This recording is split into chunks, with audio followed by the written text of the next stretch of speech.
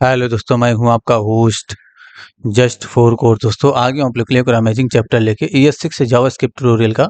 तो ES6 में एक कॉन्सेप्ट है दोस्तों फेच एपीआई का, यानी कि फेच एपीआई को ES6 ने इंट्रोड्यूस किया है। इसमें हम फेच एपीआई का यूज समझेंगे कि फेच एपीआई का हम अपने प्रोजेक्ट में कैसे यूज कर सकते हैं। बेसिकली फेच एपीआई या एजाक्स रिक्वेस्ट या एचटीटीपी रिक्वेस्ट इसको बोल सकते हैं आप। तो फेच एपीआई फेच नाम का एक फंक्शन है, उसी से हम एजाक्स रिक्वेस्ट करते हैं। बेसिकली हम उसको एजाक्स रिक्वेस्ट बोलते हैं। तो फेच नाम का एक फंक्शन होता है EX के अंदर, उससे एजाक्स रिक्वेस्ट कैसे करना है वही चीज़ सीखने वाले हैं। इससे पहले भी हम एजाक्स रिक्वेस्ट करते थे, लेकिन उसके लिए हमें बड़ा कोड लिखना पड़ता था और हमें सभी चीज़ों को हैंडल करना पड़ता था। लेकिन जब आप फेच एपीआई का यूज़ करेंगे तो आपको कुछ भी हैंडल नहीं करना पड़ेगा। आइए जरा VS कोड में अपने इसी वाले प्लेलिस्ट में वीडियो जाएगा, यानी कि इस प्लेलिस्ट को ब्राउज करिए जरा, बहुत अच्छे अच्छे वीडियो इसमें गए हैं। आपको ES6 का कॉन्सेप्ट क्लियर करना है तो इसको जरूर देख लीजिए, ठीक है। आइए जरा VS कोड में सबसे पहले आपको ओपन फोल्डर कर लेना है, एक फोल्डर बना लेना है डेस्कटॉप पे, यानी कि डेस्कटॉप पे जाऊँगा इस तरीके से और मैं फेच नाम का एक फ़ोल्डर बना लेता हूँ यहाँ पर। न्यू फ़ोल्डर पे, यहाँ पे न्यू पे क्लिक करेंगे, FETCH, यानी कि फेच नाम का मैंने एक फ़ोल्डर बनाया है।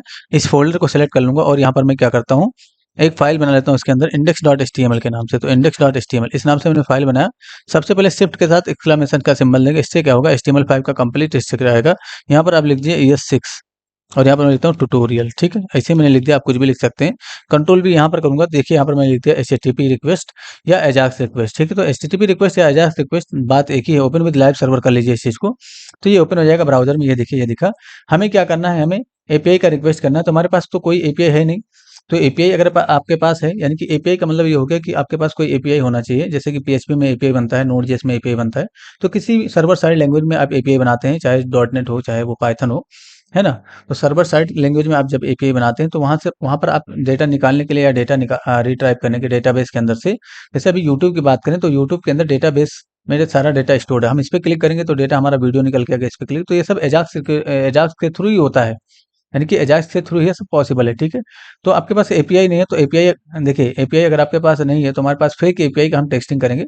तो फेक एपीआई यहाँ पर सर्च कर लेंगे जरा, डमीजेसन.com लिखेंगे, यहाँ पर डमीजेसन.com, इसे लिख देंगे डमीजेसन.com। तो इस वाली वेबसाइट पे चले जाएंगे आप डमीजेसन.com पे, और ये देखिए जरा, इस पे जाइए जरा, यानी कि जो आपका डॉक्स लिखा हुआ है इस पे क्लिक कर दीजिए, ठीक है। इसको कट कर देंगे, क्लोज कर देंगे इस चीज़ को। डॉक्स पे जाएंगे, यहाँ पर देखिए गेट ऑल प्रोडक्ट्स, इस पे लिखा हुआ, इस पे क्लिक करेंगे तो आपको यहाँ पर प्रोडक्ट की इन्फॉर्मेशन मिलेगी अगर हम इस वाले एपीआई का यूज करेंगे। ये देखिए, तो कैसे अप्लाई करना है ये फेच फंक्शन, यहाँ पर ये लिखा गया ऑलरेडी। तो यहाँ से भी, लेकिन मैं आपको समझाता हूँ। यहाँ पर आइए जरा, सबसे पहले नीचे की तरफ स्क्रिप्ट टेक को इंस्टॉल कर लेंगे, यानी कि स्क्रिप्ट टेक को आपको इस तरह से इंस्टॉल कर लेना है। उसके बाद आपको क्या करना है, सबसे पहले जैसे मुझे बटन पे क्लिक करने पे रिक्वेस्ट चाहिए, इसलिए एक बटन भी बना लीजिए जरा। गेट डेटा इस नाम से मैंने एक बटन बनाया, गेट डेटा, यहाँ पर मैंने इस नाम से एक बटन बना लिया है, ठीक है। और ये बटन हमारा यहाँ दिख जाएगा ब्राउज़र में हमें, यानी कि जो हमारा पेज है ये देखिए गेट डेटा, इस पे क्लिक करने पे काम करना है। तो यहाँ पर एक फंक्शन भी कॉल कर लेता हूँ मैं ऑन क्लिक के नाम से, गेट के नाम से, यानी कि गेट डेटा इस नाम से मैंने फंक्शन कॉल किया। तो फंक्शन कॉल करना है, यानी कि फंक्शन ब्रैकेट जरूर लगा देंगे। उसके बाद एक कांस्टेंट बनाएंगे यहाँ पर गेट डेटा के नाम से, गेट डेटा नाम का कांस्टेंट बनाइए, इसमें कॉल बैक दीजिए जरा इस तरीके से। मैंने कॉल बैक दिया।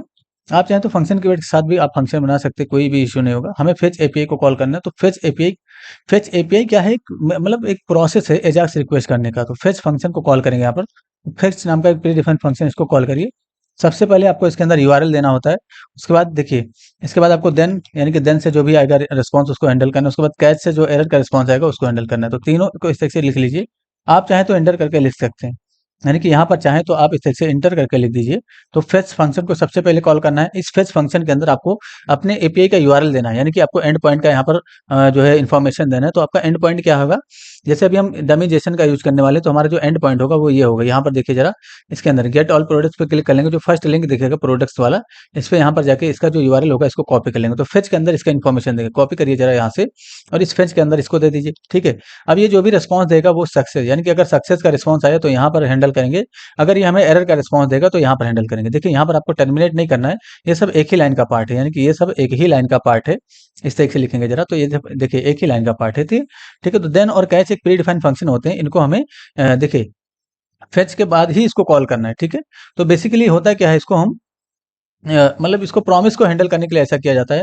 तो प्रॉमिस रिटर्न करेगा, तो जब सक्सेस का रिस्पॉन्स आएगा ये, तो हम इस यहाँ पर रिसीव करेंगे, और जो एरर का रिस्पॉन्स आएगा वो यहाँ पर रिसीव करेंगे। तो जो सक्सेस का रिस्पॉन्स आया उसको यहाँ पर रिसीव कर लिए, किसी पर मैंने एक कॉल बैक देना होता है आपको इसके अंदर, यानी कि दिन के अंदर भी आपको एक कॉल बैक देना होता है इस तरीके से, ठीक है।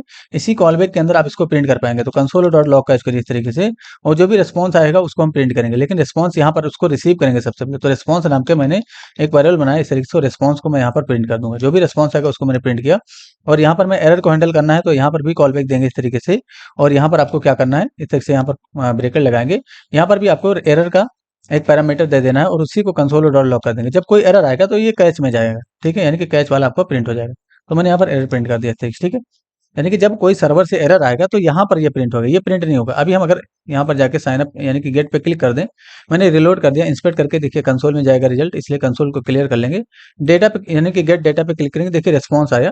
तो ये आपको रिस्पॉन्स देखिए डायरेक्ट, ये आपको रिस्पॉन्स देखिए, हमें रिस्पॉन्स प्रोडक्ट चाहिए, लेकिन ये प्रोडक्ट डायरेक्ट आपको नहीं देगा जब तक आप उसको यानी कि जेसन में कन्वर्ट नहीं करेंगे। तो इस रिस्पॉन्स यानी कि ये जो रिस्पॉन्स आया इसको हमें जेसन में कन्वर्ट करना है, ठीक है। तो रिस्पॉन्स आपका ये है, यहाँ पर आइए जरा। अब इस रिस्पॉन्स को हमें जेसन में कन्वर्ट करना है, तो रिस्पॉन्स के लिए हम जेसन फंक्शन कॉल करेंगे। प्री डिफाइंड फंक्शन है ये जेसन, इसको कॉल करिए, और यहाँ पर भी आपका कॉल बैक होता है, ठीक है। यानी कि इसके अंदर भी आपका, इसके अंदर कॉल बैक नहीं होता है, इसके बाहर यहाँ पर देन से, और यानी कि देन से हैंडल करेंगे। जो भी रिस्पॉन्स आपने जेसन में कन्वर्ट किया है उसको हैंडल करने के लिए देन फंक्शन को यूज करेंगे, और यहाँ पर आपको रिसीव कर लेना है डेटा के नाम से, या किसी भी नाम से आप यहाँ पर रिसीव कर सकते हैं। उसके बाद कॉल बैक देंगे। अब इस डेटा को हम प्रिंट करेंगे तो हमें एग्जैक्ट डेटा हमारा मिल जाएगा। कंसोल डॉट लॉग करिए, और यहाँ पर आप डेटा को प्रिंट कर लिए, ठीक है। इस तरीके से मैंने डेटा प्रिंट कर लिया। तो एक्चुअली जो भी रिस्पॉन्स आएगा, जैसे फेच एपीआई से आप किसी भी एपीआई का रिक्वेस्ट करेंगे, तो जो रिस्पॉन्स आएगा, यानी कि जो भी रिस्पॉन्स आएगा उस रिस्पॉन्स के लिए हम जेसन फंक्शन कॉल करेंगे, और जेसन फंक्शन के अंदर से आपको देन यानी कि देन फंक्शन कॉल करना है। आप चाहें तो यहाँ पर इंटर कर सकते हैं, ठीक है। तो रेस्पॉन्स के लिए जेसन फंक्शन अप्लाई करना है, और जेसन फंक्शन के बाहर यहाँ पर देन को हैंडल करना है इस तरीके से, और उसके देन के पैरामीटर में आपको किसी भी नाम से यहाँ पर पैरामीटर दे सकते हैं। जैसे अभी हमने इंटर किया, रिलोड करके टेस्टिंग करेंगे तो देखिए हमें रिस्पॉन्स मिल जाएगा। रिलोड करिए और यहाँ पर जाके क्लिक करिए, ये देखिए ना प्रोडक्ट मिल गया हमारे सारा। तो प्रोडक्ट आ रहा है, तो आप चाहें तो प्रोडक्ट से नाम से यहाँ पर पैरामीटर दे सकते हैं, या हम चाहें तो डेटा के नाम से दे, किसी भी नाम से आप पैरामीटर यहाँ पर दे सकते हो। कहने का मतलब ये है, जिस एपीआई का रिक्वेस्ट करेंगे वो जो एपीआई आपको रिस्पॉन्स देगा, रिस्पॉन्स आया, उस रिस्पॉन्स को हम जेसन फंक्शन के थ्रू जेसन में कन्वर्ट कर लेंगे, ठीक है।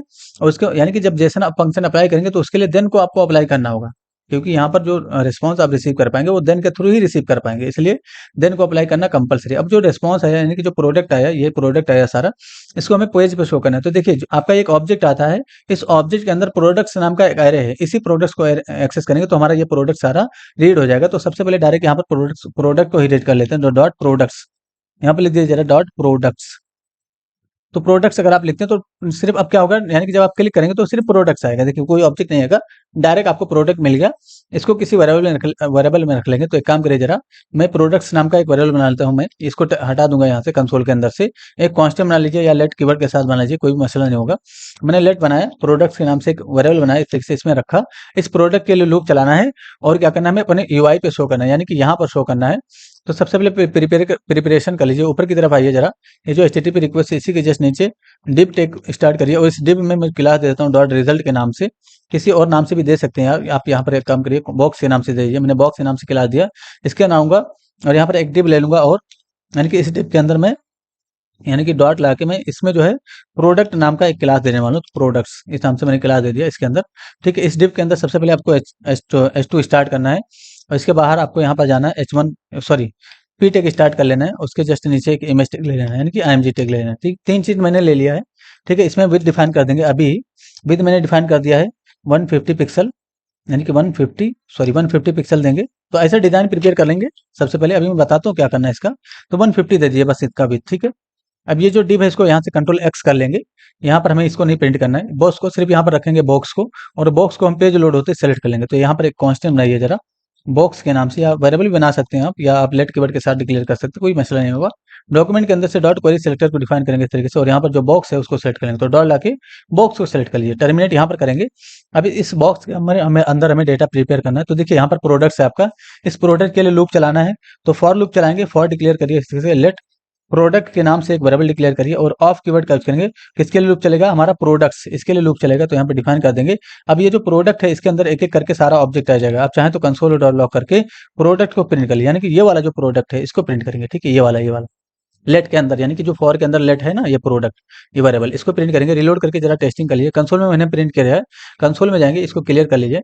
गेट पे क्लिक करेंगे, देखिए सिर्फ प्रोडक्ट आया, यानी कि ऑब्जेक्ट आया। अब इस ऑब्जेक्ट के अंदर से देखिए आपको क्या क्या रेट करना है। जैसे आपको ब्रांड रेट करना है तो ब्रांड, यानी कि ब्रांड को रेट कर लेंगे, एप्पल मिल जाएगा। कैटेगरी रेट करेंगे तो ये मिल जाएगा। और ये देखिए इसके अंदर इमेज भी होगा। इमेजेस नाम का एक प्रॉपर्टी, उसके अंदर से अगर हम जीरो इंडेक्स को एक्सेस कर लें तो हमें फोटो में मिल जाएगा। तो हमें उसी चीज को यहाँ पर प्रिपेयर करना है। हटाइए इस चीज को जरा, लेट एक वेरिएबल डिक्लेयर करिए जरा, डिजाइन के नाम से। डिजाइन, इस नाम से मैं वेरिएबल डिक्लेयर करूंगा और यहाँ पर मैं बैक टिक का सिंबल दूंगा। और वो जो डिजाइन हमने कट किया था, यानी कि उसको यहाँ पर लिख देंगे, कंट्रोल वी, इस तरीके से मैंने पेस्ट किया। इसको थोड़ा अरेंज करूंगा। मुझे यहाँ पर क्या करना है, प्रोडक्ट के अंदर से सबसे पहले ब्रांड शो करना है, तो डॉलर के साथ, यहाँ पर डॉलर के साथ टेम्पलेट लिटरल कट करेंगे इस तरीके से।